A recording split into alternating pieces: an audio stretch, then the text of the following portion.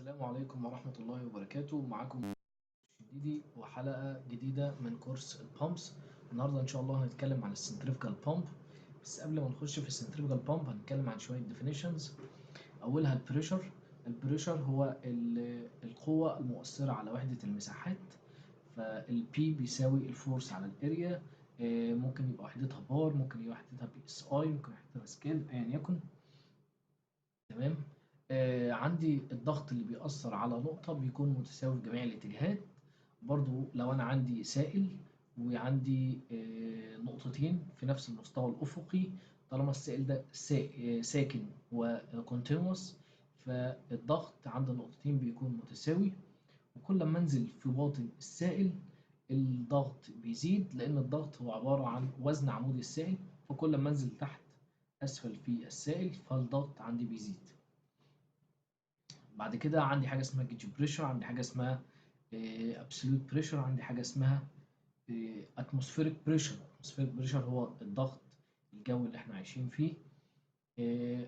عندي اي عداد في الدنيا بيقيس حاجة اسمها جيج بريشر، وده الفرق ما بين الابسوليوت بريشر والاتموسفيريك بريشر. الفيبر بريشر، الفيبر بريشر هو الضغط اللي يبتدي عنده يتحول السائل الى فيبر.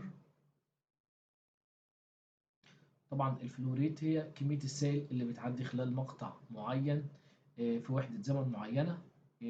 الكيو بتساوي الاريا في الفيلوسيتي. عندي الدنستي هي كتلة وحدة الحجوم من المادة. السبيسيفيك ويت هي الويت على الفوليوم. السبيسيفيك جرافيتي هي الدنستي بتاعت الميديم بتاعي على الدنستي بتاعت الووتر، او السبيسيفيك ويت بتاع المادة بتاعتي على السبيسيفيك ويت بتاعت المية. تمام. الفيسكوستي هي عبارة عن مقياس لمدى مقاومة السائل للديفورميشن اللي بينتج عن أي شير ستريس أنا بأثر على الليكويد بتاعي.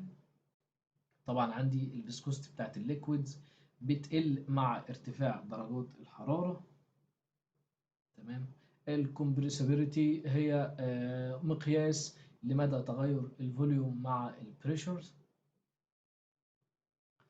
الباور عندي كذا نوع من انواع الباور، عندي الكتريكال باور، ميكانيكال باور، هيدروليك باور. طبعا الباور اللي تهمني في الكورس بتاع البامبس هي الهيدروليك باور، وهي عبارة عن حاصل ضرب البريشر في الكيو فلوريت. تمام. عندي معادلتين بيحكموا سريان الفلو في اي بايب لاين. اول واحده هي الكونتينيوتي ايكويشن، والكونتينيوتي ايكويشن بتقول ان الفوليوم فلو ريت على طول البايب لاين ثابت. طبعا قلنا الكيو بتساوي الاريا في الفيلوسيتي، فالاريا في الفيلوسيتي كونستانت، يعني A1 V1 بتساوي A2 V2. يعني لو حصل اي تشينج في الاريا ينتج عنه تشينج عكسي في الفيلوسيتي، يعني لو الاريا زادت الفيلوسيتي تقل، ولو الاريا قلت الفيلوسيتي تزيد. تاني حاجه برنولي ايكويشن. برنولي ايكويشن للايديال فلو بتقول مجموع ثلاث طاقات على طول البايب لاين هي كونستانت، اللي هي البريشر انرجي والبوتنشال انرجي والفيلوسيتي انرجي. فهنلاقي ان P1 على W زائد V1 سكوير على 2G زائد Z1 بتساوي P2 على W زائد P2 سكوير اوفر 2G زائد Z2. ده بالنسبة للايدل فلو. اما للاكشوال فلو فبنقول ان مجموع الثلاث طاقات دول ثابتين مع وجود فرق اللوسز ما بين نقطة والتانية. طبعا اللوسز دي ممكن تبقى فريكشن لوسز، وممكن تبقى ايدي لوسز، وممكن تبقى الاتنين مع بعض. نخش بقى على السنتريفجال بامب. السنتريفجال بامب دي تاني اشهر معدة بعد الالكتريك موتور اللي بيدورها. السنتريفجال بامب بتتكون من حاجة اسمها stationary parts وحاجة اسمها rotating parts. أهم حاجة في الستيشنري بارتس هي الفوليوت كيسنج، ويليه الستافنج بوكس، بعد كده البيرنج هاوسنج. أما الروتيتنج بارتس ففي عندنا الشافت وعندنا الامبيلر. دول أهم حاجتين في الروتيتنج بارتس، وهنتكلم عن الكومبوننتس بتاعت السنتريفجال بامب ان ديتيلز. بعد كده عندنا الميكانيزم بتاع السنتريفجال بامب. اللي هي الوركينج ميكانيزم بتشتغل ازاي. اول حاجه انا عندي اهم تو بارتس في السنتريفيجال بامب هي الامبيلر والكيسنج. اول حاجه عندي السنتريفيجال بامب تبقى مليانه بالليكويد، فيبتدي الامبيلر ده يدور فيولد سنتريفيجال فورس على الليكويد تطرده الى الاطراف، ويبتدي يحصل ان المركز بتاعي يبقى فاضي فيبتدي يسحب ليكويد جديد. طيب الليكويد اللي اتطرد على الاطراف ده الامبيلر بتاعي عطاله حاجه اسمها كاينيتيك انرجي، طاقه حركه. تمام. بعد كده الليكويد ده لما يتحرك عندي جوه الفلويد كيسنج يبتدي يحول الكاينيتيك انرجي الى بريشر انرجي. تمام.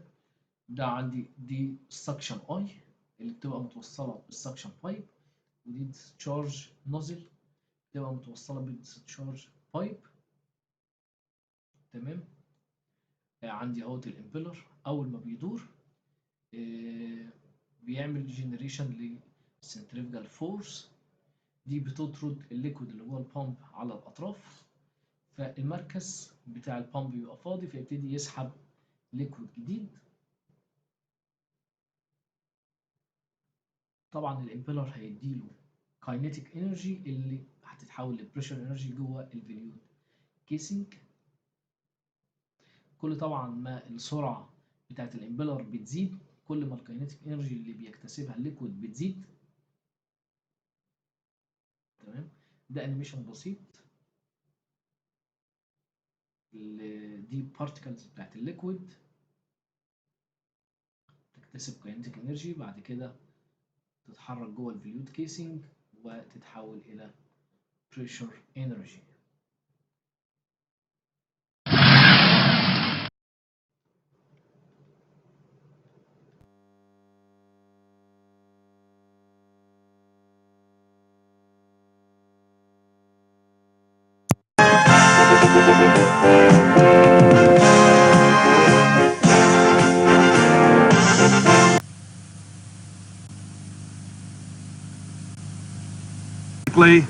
Centrifugal pumps and their use in oil and gas operations.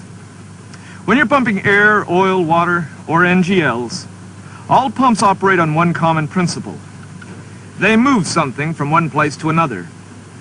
A lot of different types of pumps are used in the petroleum industry. Two kinds are seen most often. Those with pistons or gears, they're called positive displacement pumps.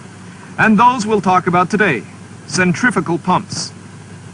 Another module focuses on positive displacement pumps, so we won't spend any time on those right now. So, when are centrifugal pumps used? Usually when you have to move a lot of fluid, like emptying storage tanks, moving processed fluids in gas plants, providing emergency fire water, circulating cooling tower water, and, well, many other applications. What we're saying is that you'll see and work with centrifugal pumps just about every day. So you need to understand them, and this module will help you do just that.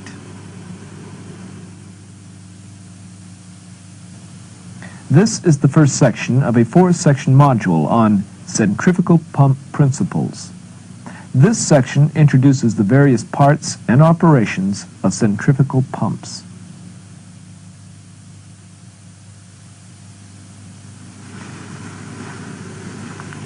Why are centrifugal pumps used so much?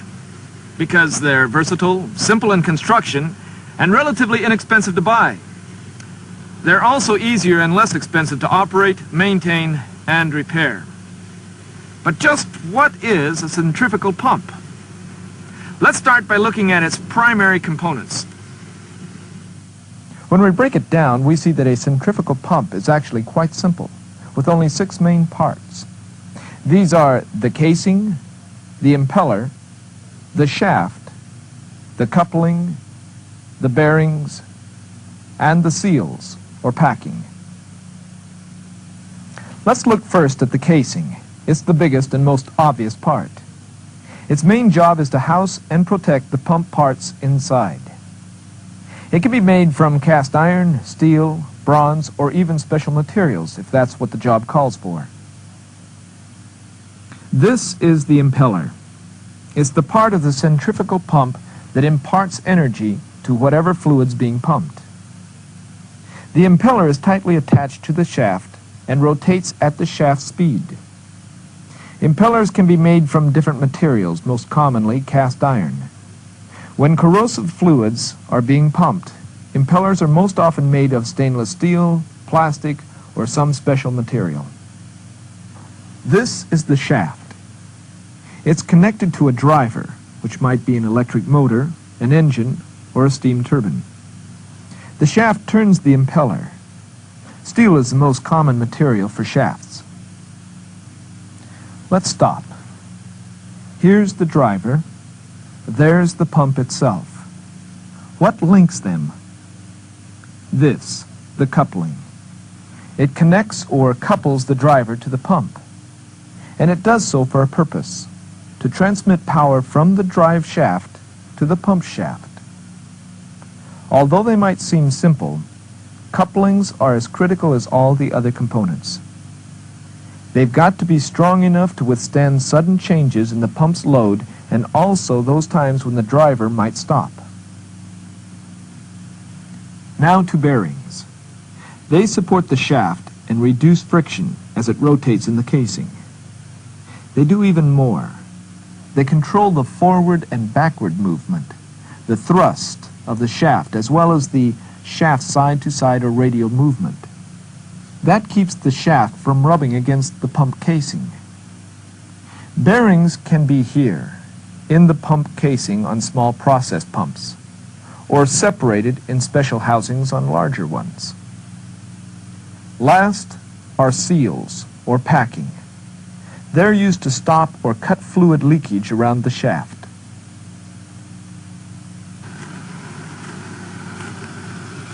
That's how a centrifugal pump's built. Now let's see how it works. Centrifugal force is the key. It's that force that tends to move an object away from the center of rotation. Sound too theoretical?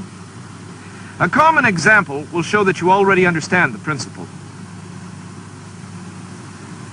The example, children riding a merry-go-round. They spin, and children move outward. And as they do, they're subjected to a lot stronger outward force that tends to force them off the ride. That outward movement is called centrifugal. How does this relate to centrifugal pumps? In this way. When a centrifugal pump is working, the impeller rotates. Its blades stir the fluid, making that fluid rotate with the impeller itself. It's like a mini hurricane. The circular motion generates enough force to move the fluid away from the center of the impeller to the tips of the impeller blades. The movement of the fluid to the outside edge of the impeller creates a suction at the eye of the impeller that draws more fluid into the pump. If we look at the movement of an impeller, we note that the outside edge of the impeller travels faster than the inside center. So, to stay up with the impeller, the fluid has to move faster as it moves outward. That increases the energy of the fluid. The fluid leaves the outside edge of the impeller. As it does, what happens? It enters a specially designed area of the casing known as the volute. The volute is wider at the discharge nozzle than where the fluid leaves the impeller. There's more space, which causes the fluid to slow down. Its velocity decreases. The fluid gives up some of its energy. But that's not all. Energy just doesn't disappear. It's converted into pressure. And that pressure forces the fluid out of the discharge nozzle. The fluid leaves the pump at a higher pressure than when it enters. So what does all this mean? Centrifugal pumps move fluids by increasing fluid pressure through centrifugal force. This concludes section 1. Stop the tape now and refer to your student manual. There you'll find additional information and a review. View this section of tape again if you'd like. And when you feel you're ready, just start the tape again and we'll go on to section 2. كده دي تكون نهاية حلقة النهاردة إن شاء الله، ونشوفكم في حلقة جديدة بعنوان Construction of Centrifugal Pump. والسلام عليكم ورحمة الله وبركاته.